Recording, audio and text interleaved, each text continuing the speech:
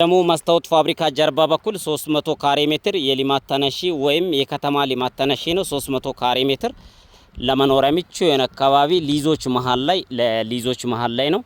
ከከተማ ነው የተነሱት፣ ከውራይል የተነሱት ናቸው። 300 ካሬ ሜትር ለመኖሪያ ምቹ የሆነ አካባቢ ኤሊ ላይ ነው። ኤሊ ላይ የሚገኝ ቦታ 300 ካሬ ሜትር ነው። ቦታ ጀሞ ጋ ነው። ጀሞ መስታወት ፋብሪካ ጀርባ በኩል 300 ካሬ ሜትር ለመኖሪያ ምቹ የሆነ አካባቢ አስፋልት ምንድነው የውስጥ አስፋልት ነው። ኤሊ ላይ ነው።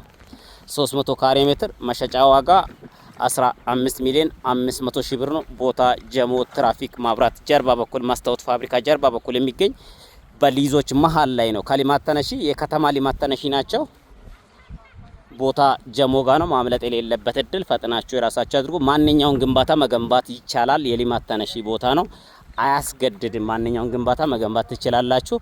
ኤሊ ላይ ነው። ቦታ ጀሞ ጋ ነው። እንዳያመልጣችሁ፣ ፈጥናችሁ ደውሉልን። እናመሰግናለን።